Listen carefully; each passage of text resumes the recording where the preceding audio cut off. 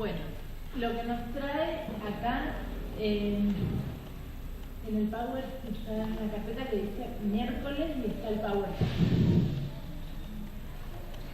que es José Martí, ¿no? Y le pusimos entre el imperialismo y la revolución un poco, que en realidad yo lo traduciría hoy en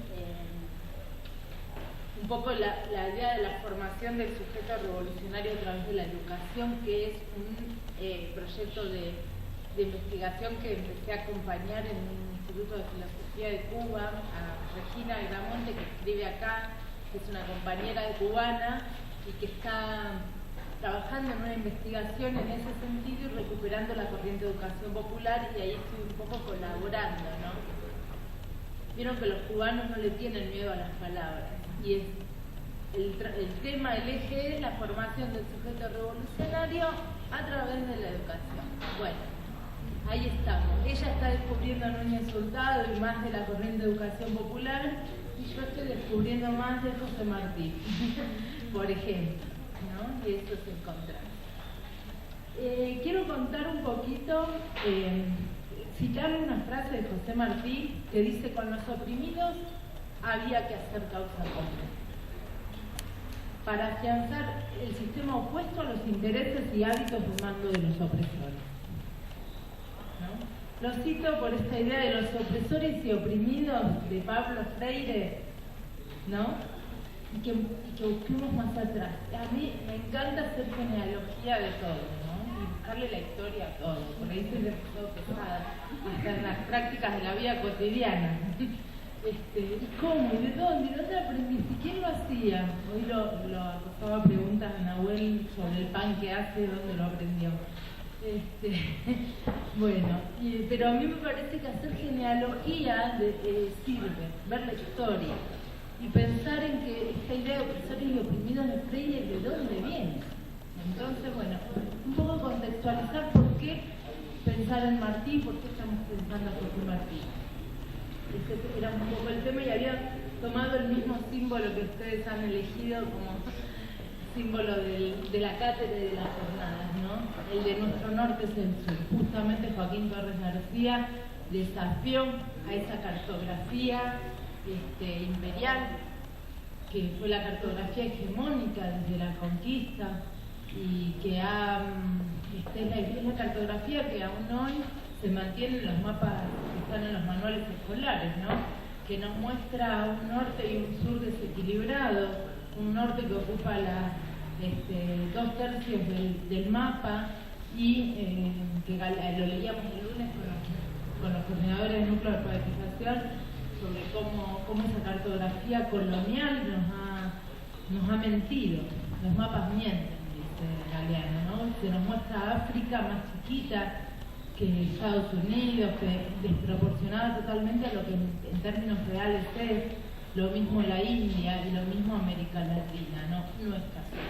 Que 3 continentes aparecen completamente deformados en el mapa que se hizo hegemónico. Entonces, bueno, por eso Joaquín Torres García, que el siglo antepasado ya desafió a esa cartografía diciendo: ¿y quién dijo que el norte es el norte y el sur es el sur? Si la Tierra es una esfera, ¿por qué el norte no puede ser el sur? Y cuando decimos, bueno, no sé cuál es mi norte, o a dónde está el norte, que pensemos en que el norte está en el sur, ¿no? Entonces, bueno, invito a tomar esa metáfora desde nuestras vidas y desde la academia, ¿no? ¿Querés pasar?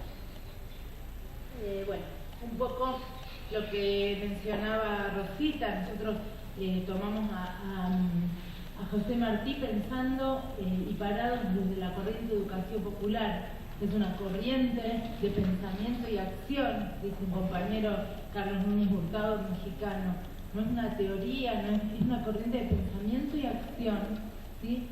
Que surge y se consolida en América Latina, si bien se nutre de elementos de pensadores también europeos, ¿sí? Para no hacer un chauvinismo de negar los aportes del pensamiento occidental y del pensamiento mundial, pero es una corriente que se consolida en América Latina entre los años 60 y 70, en un contexto de crisis mundial. Y lo traigo porque nosotros estamos pensando esta idea de esta necesidad de refundamentar la educación popular. ¿Y por qué pensamos por qué nos metimos, hicimos la mitad de este libro con reflexiones, si se quiere, de marcos conceptuales? No porque por nada, ¿no? Sino porque creemos que es una herramienta la corriente de educación popular. Con eso lo tenemos que fundamentar. ¿Por qué creemos que nos sirve y por qué sirvió en otros momentos de la historia? ¿Y para qué nos sirve, no? Entonces decimos que tanto hoy como en el momento en que se consolida la corriente de educación popular o que se comienza a consolidar en la década del 60 y 70, atravesaba el mundo y hoy atraviesa más a partir del año 2009 una crisis mundial, ¿no? Y decimos una crisis un poco siguiendo a Tilio Borón, ¿no? Él es un compañero que nos ayuda a pensar y nos ha acompañado, como decía Rosita, fue a Neuquén a dar un curso de posgrado y ningún problema, se subió a mi auto, que hacía una semana que yo lo tenía, con eso les digo todo, y me decía para frenar el cambio. En esas condiciones, en el año 2013 fuimos 2012, a Sanón y dio una charla sobre lo que iba a contar después en el libro que acaba de presentar. Él lo transmitió para los obreros y obreras y después le dijimos, lo tenemos grabado, lo vamos a desgrabar, autorizá a compartirlo pese a que va a ser parte de tu libro. Sí, y salió antes este libro que el libro de él y se quiere un resumen de aquel otro, ¿no? Con una generosidad que es digna de mencionar. Entonces, bueno, un poco esta idea de que una crisis es una crisis general del sistema capitalista en su conjunto. La primera dice de una magnitud comparable a la que estallara en el 29 y la llamada larga depresión del 73 al 96, al 1896. 1896. Una crisis, esa fue la del 70, ¿no? Cuando la corriente de educación popular se empieza a consolidar en el continente, ¿no? Y era una crisis, en ese momento, tal como nosotros, Atilio Borón entiende, atravesamos hoy una crisis integral, civilizacional, multidimensional, una crisis que trasciende con creces lo financiero o lo bancario, que desborda las fronteras estadounidenses, ¿no? Entonces, porque en ese momento, 2009, se hablaba de las hipotecas y trasciende las fronteras de cualquier país, ¿no? ¿Querés pasar? Entonces, Gramsci diría que es una crisis orgánica, cuya característica esencial es la de ser una crisis de hegemonía.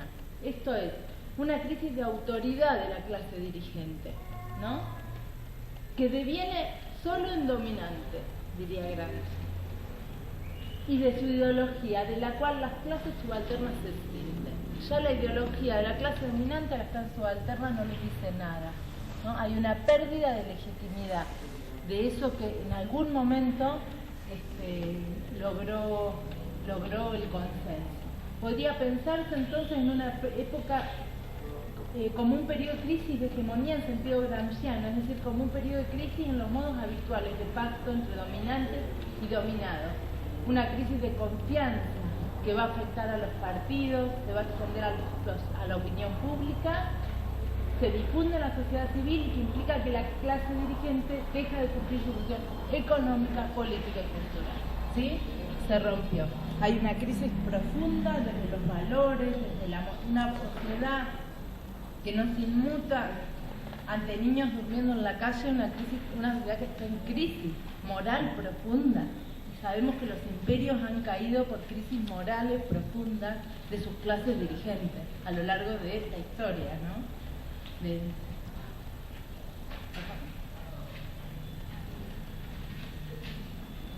Bueno, no, pásalo. Pásalo, ¿no? Un poco lo que decía el anterior Filmina era, bueno, que en estos años 60 y 70, cuando la corriente de educación popular emerge en América Latina y se va a consolidar con el referente clásico de Pablo Freire, era este momento de crisis de hegemonía donde los conflictos provenían del tercer mundo, ¿no? Del llamado tercer mundo. Y ahí tenemos los procesos de descolonización de África, de descolonización, de liberarse del colonialismo francés, la revolución cubana, que marcó un antes y un después en la historia de América Latina. Quienes lo vivieron o lo recuerdan pueden decirlo de otra manera. La resistencia vietnamita, un pueblo, un país chiquitito así, que ni más ni menos logra expulsar al imperio de sus tierras. Eso fue un mensaje al mundo, ¿no? O de las clases subalternas del primer mundo, como por ejemplo la rebelión antirracista en los Estados Unidos, y los diversos brotes de rebeldía estudiantil como el Mayo francés, y podríamos incluir ahí el cordobazo, ¿no? Que hay quienes dicen que al lado del Mayo francés, el cordobazo comparado con el Mayo francés fue un juego de niños, ¿no? Hay quienes dicen que el cordobazo acá en Argentina, que el proceso que se dio acá y que la repercusión que tuvo después, por citar la zona de donde yo vengo, del Choconazo, ¿no? En Neuquén también, fue un proceso, el cipoletazo se dice, ¿no? Repercutió en todo el país, no fue solo el cordobazo.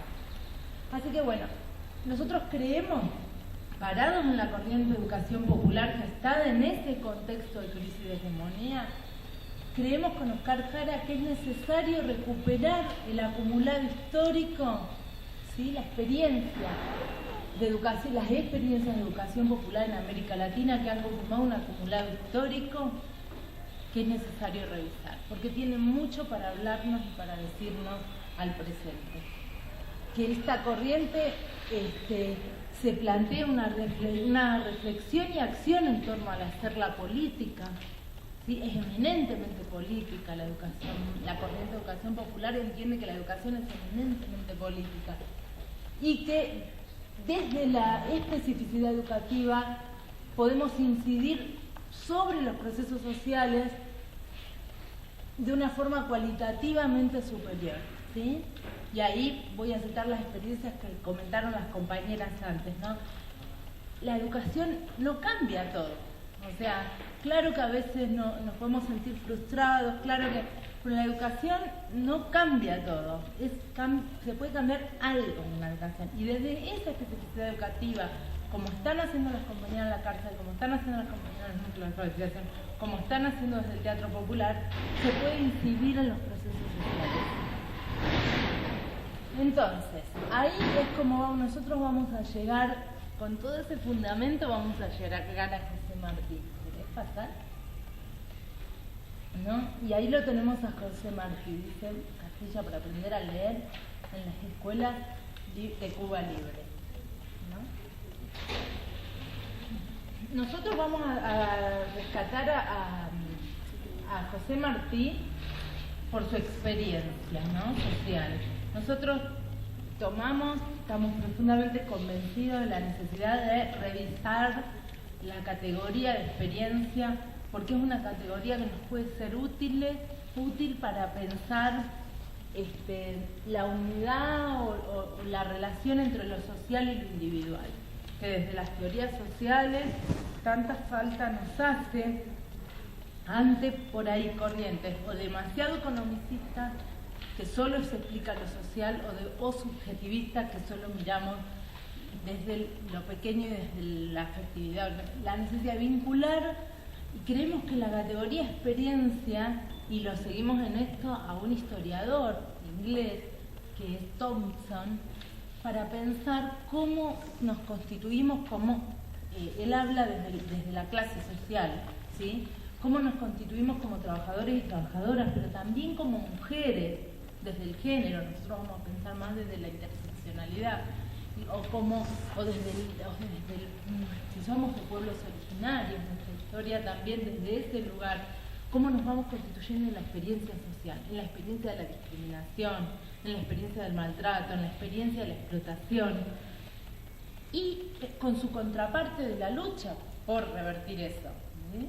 Por las mujeres por revertir las situaciones de violencia doméstica o las situaciones de prostitución infantil o de jóvenes, los trabajadores por la lucha por liberarse de la explotación, y los pueblos originarios también en la lucha por tener una educación propia o una educación intercultural.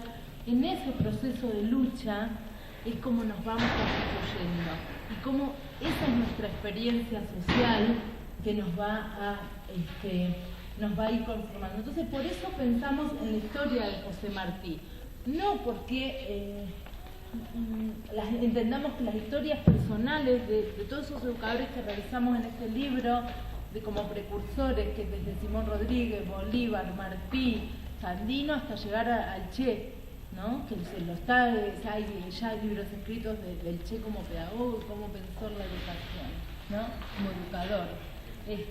Pero no son solo individuales, sino que nosotros pensamos que cada historia de vida de cada uno de nosotros que estamos acá hoy es parte y refleja las tensiones y las luchas sociales. Nacemos, emergemos de toda una experiencia social acumulada y una experiencia individual que es parte de tensiones y de luchas sociales, ¿no?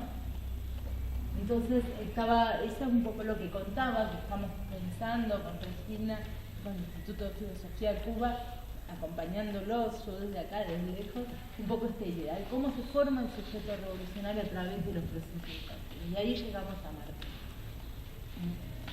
Entonces, volvemos a tener ahí la imagen de Martí.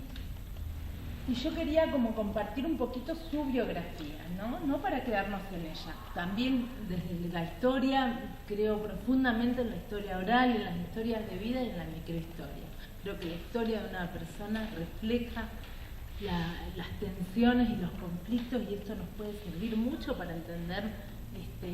A veces el Che decía, la mejor forma de decir es hacer, ¿no? Practicaba la pedagogía del ejemplo. ¿Sí? A veces hablamos, pero a veces decimos mucho más con lo que hacemos que con lo que decimos, ¿sí? A veces, como los adolescentes dicen, hace falta hablar menos.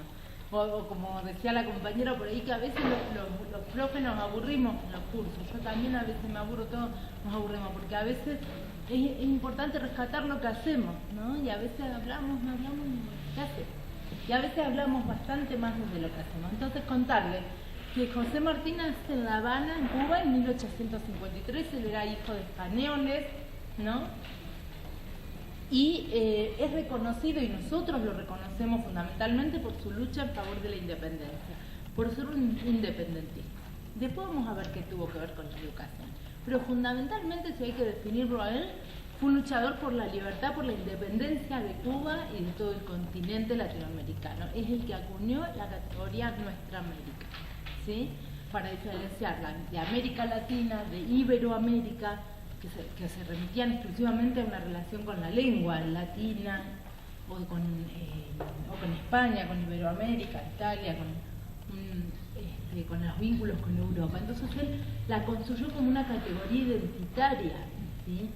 En Nuestra América, que iba desde el río Bravo en el norte hasta el sur, hasta nuestro sur argentino. Entonces, él fue un simpatizante desde que era jovencito, y después ahí lo voy a contar un poquito más, de un primer levantamiento que hubo en 1868 en Cuba. ¿Sí? Fue mucho más tardía que la independencia acá en Sudamérica, la independencia de Cuba, ¿no? Él en 1870, él fue en 1869, al año de comprometerse con ese proceso independentista en Cuba, va preso, justamente por conspirador. Lo ponen preso por conspirador, y en 1871 fue desterrado a España, ¿no? Y él se va a España y empieza a estudiar filosofía, letras y derecho en España. Ahí empieza a viajar por varios países porque estaba en el destierro, justamente, y Él estaba en Estados Unidos y desde ahí organizan una conspiración para terminar con el colonialismo español en Cuba, ¿sí? Él se reúne ahí con militares cubanos y forman un comité revolucionario cubano, ¿sí? Y desde ahí pensaban preparar la revolución final en Cuba. En 1895 finalmente Martí con aquellos compañeros con los que se conoció en Estados Unidos desembarcan en Cuba y se enfrentan con el ejército español. Él muere en esa guerra de independencia el 19 de mayo, ¿sí?, de 1895, un año antes de que realmente se concrete la independencia. Nunca rescataron su cuerpo sus compañeros y bueno, ahí un poco como él ya ahí empezó a advertir que ojo con que nos independicemos de España, porque ya empezó a vislumbrar el peligro que significaba Estados Unidos, porque Estados Unidos apoyó esa independencia, tenía mucho interés en esa independencia de Cuba, de España, y él ya para 1890 él decía ojo. Él fue el primero que empieza a visibilizar el imperialismo, ¿sí?, que Estados Unidos, el imperialismo norteamericano, ¿no? Bueno, entonces, como para contar un poco de su biografía, él era, si querés, yo puse ahí una filmina para que quede nomás si la quieren ir mirando sobre ese contexto, ¿no? Y fundamentalmente me interesa pensarlo así, como que los grandes sujetos de la historia que nos dejaron legados fueron hombres y mujeres que vivieron en contextos de transición de un sistema a otro, ¿sí?, del colonialismo al imperialismo, ¿no? Entonces fueron sujetos que vinieron en momentos de cambio, de transición. Por eso también yo creo que nosotros estamos asistiendo a un momento de cambio. Antonio Gramsci decía que una crisis era cuando lo viejo no terminaba de morir y lo nuevo no terminaba de nacer. Y creo que a veces nos hace tanto ruido lo que hacemos, que si es asistencialismo lo que hacemos o que si solo transmitimos conocimiento, que si en realidad estamos atravesando contextos de crisis donde es contradictoria la práctica educativa, las prácticas sociales son contradictorias porque estamos asistiendo a momentos de grandes transformaciones y de crisis, donde sabemos que lo viejo que hacíamos en la escuela que estábamos, en la modernidad, no es, pero tampoco sabemos qué va a ser, por eso a veces no tenemos ni palabras para nombrar las cosas que queremos nombrar, ¿no? Raza, etnia, no sabemos cómo decirle, educación intercultural, ¿no? Porque sabemos que eso tiene que morir un tipo de sociedad, pero tampoco tenemos aquella nueva que tiene que nacer. Entonces son hombres y mujeres que vivieron en momentos de transición. Grandes debates en ese momento entre el espiritualismo y el materialismo, ¿sí? Por eso esto que rescataba el compañero acá, de ese debate sobre el concepto de espíritu en él, que no es espíritu así como hoy lo entendemos, sino aquello que no es material, aquello que tiene que ver con los valores, aquello que tiene que ver, pero cómo él logró hacer una síntesis entre lo espiritual y lo material, ¿no? En distintas vertientes del espiritualismo o del materialismo, el darwinismo, el socialismo utópico, krausismo, populismo, el anarcosindicalismo, no vale la pena meternos ahí. Pero bueno, la contradicción colonia-metrópolis era una contradicción, porque era una colonia Cuba, ¿no? Y la metrópoli España. Entonces esa contradicción estaba presente en la vida cotidiana de ella, el ser colonia, ¿no? ¿Pasamos? A ver si hay algo más del contexto que valga la pena. Bueno, no, señalar esto. Él acuña esta categoría identitaria en nuestra América que venía diciendo, y el contexto de esto del periodo de transición que venía diciendo, un momento en donde se avecinaban los intereses imperiales de anexar Cuba a Estados Unidos, ¿no? Con los intentos de recolonización, de la colonización española, una nueva colonización, ¿sí? Entonces en toda nuestra América también había una puja entre liberales y conservadores, acá ustedes lo podrán ver, para esa época 1880, la generación del 80, de 10 años después de centralistas federales, ¿no? Pero en todos los casos y en todos los países de nuestra América, esas pujas, esos debates se daban a espaldas de los pueblos originarios y afrodescendientes. Un común denominador de todos esos procesos, ¿no? No sé si les sirve, pero es el contexto en el que una persona piensa. No pensamos en abstracto, pensamos en una sociedad determinada. No, pasa como Estados Unidos necesitaba el desarrollo del capitalismo, ¿no? En una expansión imperial y tener colonias. Entonces iba por Cuba, que era lo más cercano que tenía, como había ido por México, ¿no? Entonces, ahí entonces lo recuperamos, decimos, como un luchador por la independencia, donde ahí vamos a entrar a él como periodista, escritor, pensador, y dentro de esta idea de pensador, la educación, ¿sí? Entonces, como periodista, como decir rapidito así, que publicó más de 400 crónicas, 400, entre 1880 y 1892, sobre Hispanoamérica, Estados Unidos, Europa, así como un centenar de otros relatos, ¿no? Como escritor, incursionó en el teatro, ¿no? Incursionó en cuentos, especialmente para niños, lo que comentaban las compañeras hoy, yo me estaba acordando de José Martí, que se publicaba en una revista infantil que tuvo 5 números que se llamaba La Edad de Oro, ¿no? Una revista en donde, fíjense, a él le preocupaba, él decía que la pedagogía no tenía que enseñar, no tenía que enseñar la realidad a los niños, sino ayudar a comprender la realidad, no transmitir lo que hablábamos hoy, sino comprender, ¿no?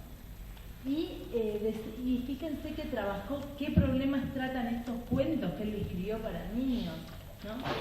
Temas que eran los grandes problemas de América, como el racismo, en un cuento que se llamó El padre y las casas, como la desigualdad social y la pobreza, los zapaticos de rosa, la muñeca negra, los dos príncipes, y problemas universales como la bondad y problemas como morales, como la bondad, las virtudes, estos temas espirituales que él les llamaba, ¿no? Pero que tienen que ver también con lo material, ¿no? O la muerte, presente en muchos temas. Y fue también un revolucionario, un pensador, ¿no? Y ahí, como que es importante rescatar que él pensó la libertad de los países de América como un todo. Él decía que un país no se podía liberar solo. Y ahí necesariamente tengo que citar a Bolívar y a Petion, que son dos inspiradores de este pensamiento de Martí. Bolívar fue uno de los que pensó que nuestra patria era América, pero a Bolívar, quien lo convoca y quien se sienta a conversar con Bolívar de que un país no se podía liberar solo, fue ni más ni menos que Petion, que fue el líder de la revolución haitiana, que fue en 1780, antes que los procesos de independencia que se dieron en Sudamérica. Y fue llevada adelante ni más ni menos que por los esclavos negros. Fue la primera de todas. Y esto no se cuenta, no se dice, no se sabe. Y fue Petion quien, preocupado de que un país no podía estar liberado solo, quien se sienta con Bolívar y le exige la liberación de los esclavos en toda la Gran Colombia. ¿Sí? Porque Bolívar no tenía demasiada preocupación, él era alguien de la sociedad criolla, pero en la alta sociedad tenían estancias, él tenía esclavos, Entonces, él no tenía demasiada preocupación. Fue Petion, el líder de la independencia haitiana, quien se sienta con Bolívar y le dice: yo te doy todo el apoyo militar, todo el apoyo, pero liberás los esclavos. Y acá o nos liberamos todos o no se libera nadie. ¿Sí? Entonces, como lo retoma Martí, pero recupera el pensamiento de procesos tan importantes como estos, y de paso decir que este proceso de la revolución haitiana hoy se está planteando. Y hay un libro de Murdoch, Sarah Murdoch, que se llama Hegel y Haití, que plantea justamente que el pensamiento hegeliano, de Hegel, de la contradicción de los opuestos, está inspirado ni más ni menos que en la revolución haitiana de los esclavos. Cuando habla Hegel del amo y el esclavo y esa relación entre amo y esclavo y cómo se libera el esclavo del amo, está pensando en la rebelión de los haitianos negros, ¿sí? Lo pueden buscar en internet, muy interesante ese libro. Un comentario, pero hay una novela de Alejo Carpentín que se llama El recurso del método, que habla sobre toda la revolución haitiana. Ajá. Y que él dice que cuando llegaron los ideales de la revolución francesa, América llegaron con la guillotina.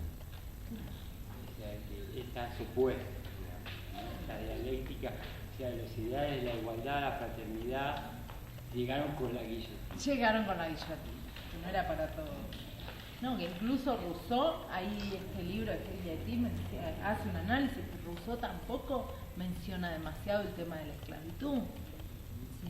Entonces, bueno, como para mirarnos más a nuestra América y el aporte que América ha hecho al pensamiento mundial. Porque sin Hegel no hubiera existido Marx y no hubiera existido esta idea de opresores y oprimidos que retoma Fanon y que la toma Freire. Entonces, ¿cuánto aporte le hizo? No sé si el pensamiento, pero la práctica concreta, una revolución, como fue la haitiana, ¿sí? Al pensamiento mundial. Entonces,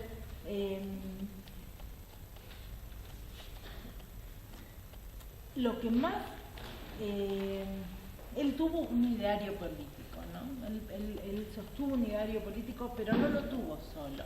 Él se comprometió con otros en Estados Unidos que se conoció y forman este espacio, y forman una organización que se llamó Partido Revolucionario de Cuba, PRC.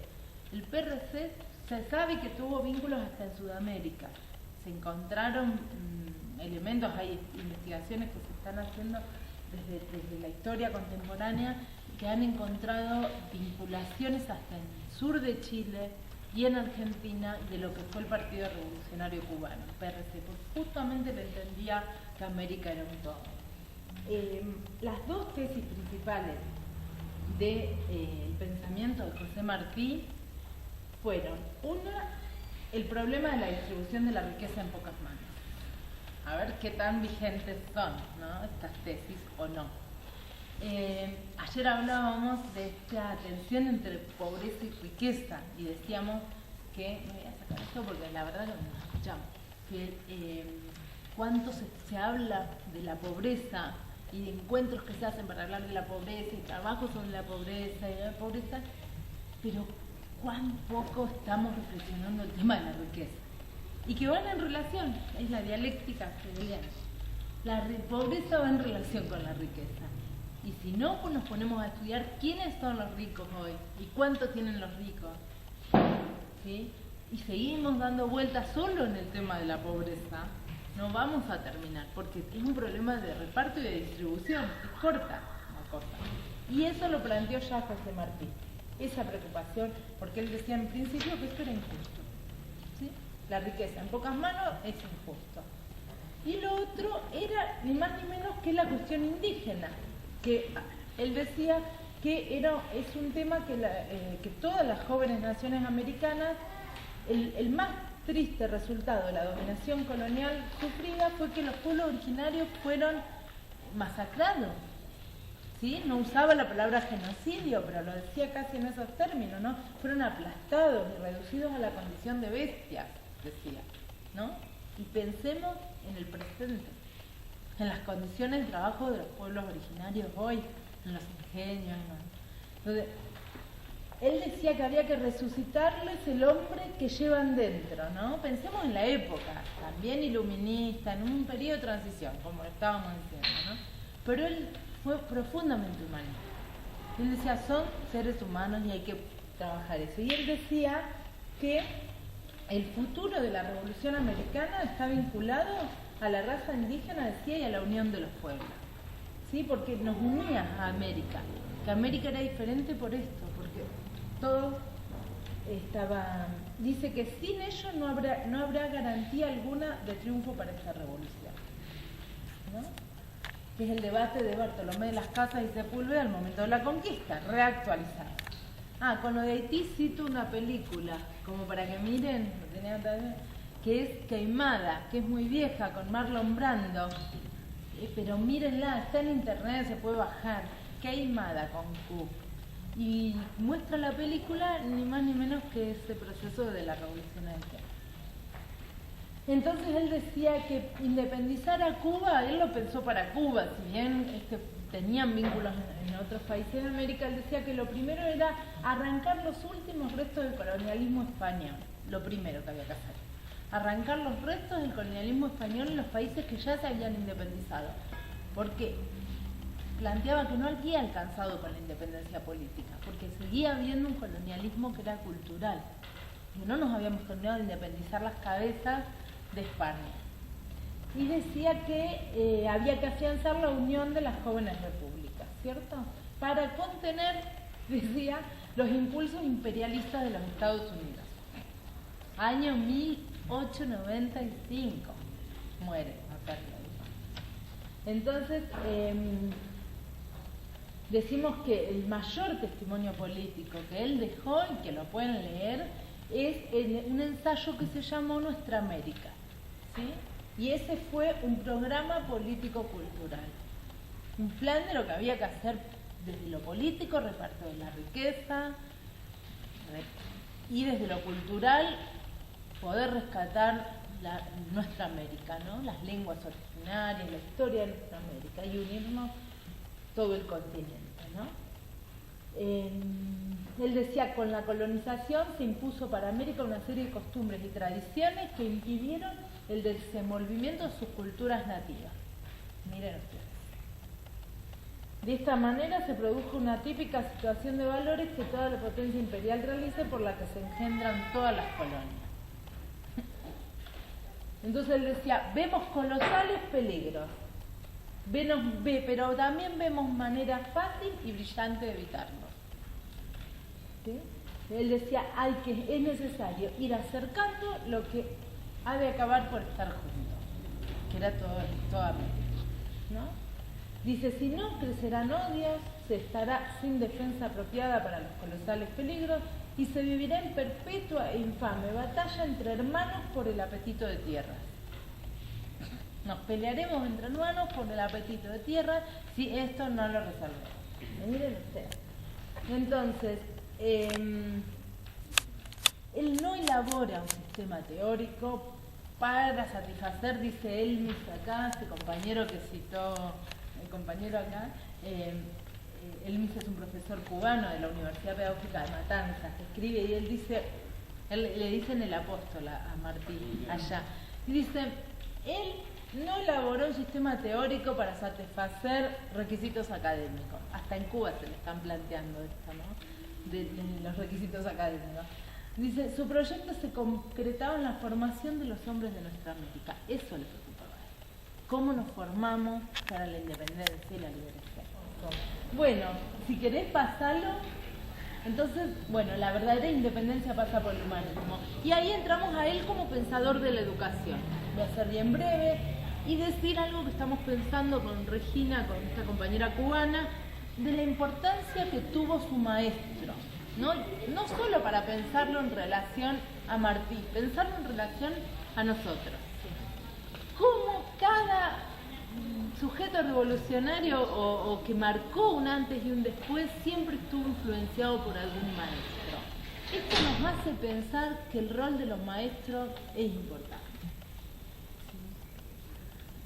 A él lo marcó Rafael María de Mendive. Acá hay un libro de Martí que se llama Diario Pedagógico, es una recopilación que hicieron en Cuba de algunos escritos pedagógicos, y él dedica algunos escritos, son solo sobre recuperación de escritos sobre educación de él, a Mendive, a su maestro. Y Rafael María de Mendive, él 2 años antes Martí había entrado en la escuela donde Mendive era maestro y director, y en el 68, cuando empieza la guerra de independencia, él era estudiante, y Mendive organizaba en la escuela tertulias para difundir las ideas independentistas, de por qué Cuba se tenía que independizar.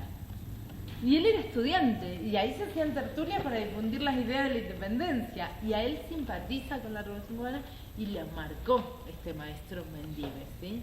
No por lo que decía Mendive, por lo que hacía Mendive. Volviendo a esto, ¿no? Se fue al... Pasamos a la otra diapositiva. Yo lo que marcaba entonces era el lugar del maestro. Él dice, él como ninguno influyó en la formación ideológica de Martí, ¿no? En su rigurosa formación humanística, esa visión de universalidad, ¿cierto? Y sobre todo las ideas independentistas. Después, un poco los principios, decir que la política educativa no fue parte de una política de gobierno, él nunca llegó a ser gobernante, como sí Bolívar, ¿sí? Sino que fue nada más que un pensamiento desde el destierro. Lo pensó desde el destierro cómo debía ser esa educación. Y visitaba escuelas y escribía para el diario La Nación acá, que no era el mismo La Nación de ahora, pero escribía, era corresponsal de La Nación de Argentina. Y él decía que los propósitos de una misión educacional en Iberoamérica y en el Caribe, y me quiero corregir cuando digo que nunca llegó a ser política oficial. Sí, llegó ni más ni menos que con la Revolución Cubana. Fidel Castro, cuando hacen la revolución, dice, bueno, antes, cuando va preso por el Moncada, primero, él dice, bueno, acá échenle la culpa a Martí, que estaba remuerto Martí, ¿no?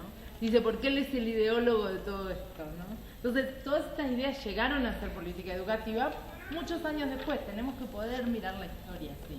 Las personas pasamos, pero las ideas quedan. Y eso es lo que más le temen los poderosos. Es lo que más cuesta cambiar también las ideas. Cuestan cambiar y cuestan sacarlas también, no las matan fácilmente. ¿Sí? Yo vengo de Neuquén, donde trabajaba con Carlos Fuentealba en la misma escuela, éramos compañeros de trabajo. Y lo mataron a Carlos, pero las ideas que él levantaba, como las que nosotros, siguen estando. No sirvió que lo mataran, ni a él ni a cualquiera que maten. Aunque sea una persona que quede viva ya. Bueno, entonces él decía 3 cuestiones respecto a educación. La necesidad de una marcha unida de América Latina en educación, también. La conjunción de lo autóctono y lo universal, que tanto hoy nos cuesta resolver este tema, en las reflexiones en educación intercultural nos cuesta mucho. Y el imperativo, decía él, de hacer causa común con los oprimidos y explotados, que era la cita que leí al principio, ¿no? Esa educación que tiene que estar al servicio, y miren si no es Pablo Freire, de los oprimidos y explotados. Y desde lo pedagógico hay como 3 ideas que yo encontré y a través de los textos de Regina y Elmis, estos compañeros que escriben ahí, y otras cosas, como 3 ideas fuertes en él. La idea de que es necesario conocer para transformar. Él decía que había que interpretar científicamente la realidad. Imagínense en un tiempo donde el tema de la educación religiosa y toda la cuestión de los dogmas era muy fuerte, por eso él vive un momento de transición, y él le da mucha importancia a la ciencia, que los chicos experimenten, que aprendan la ciencia, que puedan, él es muy cientificista en eso, muy iluminista también, pero él decía que había que interpretar científicamente la realidad, ¿sí? Y ofrecer propuestas de transformación, que para eso nos tenía que servir la ciencia, ¿no? Bueno, y él describe, se dan clases de geografía antigua, reglas, cosas, antañerías semejantes, dice, en lugar deberían darse cátedras de salud, bla, bla, bla, dice, enseñanzas claras y sencillas del cuerpo humano, las funciones, los modos de ajustar, bueno, como que sea una enseñanza que parta de la realidad, ¿sí?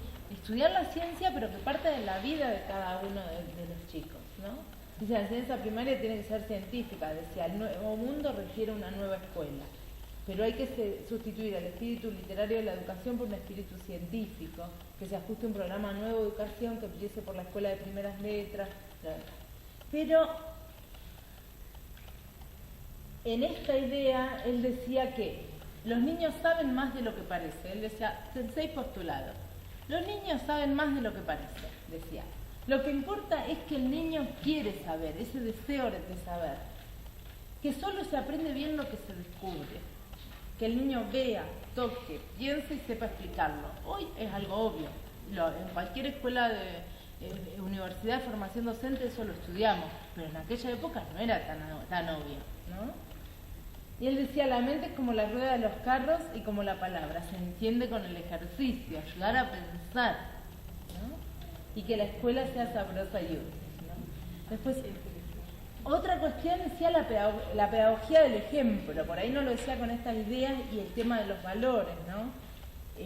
Él decía que había que incorporar modos de actuación, tales como la bondad, la verdad, un poco lo que salió de las compañeras anteriores que expusieron, ¿no? Que no es solo transmitir contenido, es actitudes, es valores, esto que decía, cómo recibimos a una persona cuando llega a la escuela a estudiar, eso que no es una palabra, que no es un contenido que le damos, un libro, es la actitud, ¿sí? Entonces, decía, es labor de los educadores transmitir conocimiento, decía, pero revelar valores desde el ejemplo. Revelar valores desde el ejemplo, ¿no? Bueno, y a mí lo que más me maravilla del pensamiento martiano, y el compañero acá un poco lo trajo, es la idea de cómo une lo individual y lo social, ¿sí? O lo espíritu y materia, ¿no? Y él, la interdependencia entre lo individual y lo social lo planteó todo el tiempo. Por la necesidad de, ustedes ven que está pensando en cómo el niño va a aprender, pero también está pensando en la transformación social. Entonces, ¿cómo nos formamos como esos sujetos que es necesario para cambiar el mundo? ¿No? Él decía, el pueblo de espíritu sano, noble, libre, virtuoso, creativo, es solo expresión del concierto justo y generoso de sus ciudadanos en tal condición, ¿no? Esta relación de interdependencia entre lo individual y lo social en materia de educación y cultura fue comprendida por él, la dialéctica entre lo individual y lo social. Él decía, la felicidad general de un pueblo descansa en la independencia individual de sus habitantes. O sea, vamos a ser felices todos si cada uno de nosotros es autónomo e independiente. Me parece que, bueno, que con eso, qué mejor cerrar con esa idea. Y la última, por ahí me parece que hay otra, pero que la felicidad de todos se va a dar cuando cada uno de nosotros sea autónomo y libre cada uno, ¿no? Así que bueno, puse esa para cerrar. A un plano obedece nuestro enemigo, decía él. De enconarnos, decía él. Dispersarnos, dividirnos, ahogarnos. Obedecemos nosotros a otro plano. Enseñarnos en toda nuestra altura a apretarnos, a juntarnos, a burlarnos, a hacer por fin a nuestra patria libre, plan contra plan, ¿no? Así que bueno, invitarlos a apretarnos, a juntarnos, ¿no? A unirnos.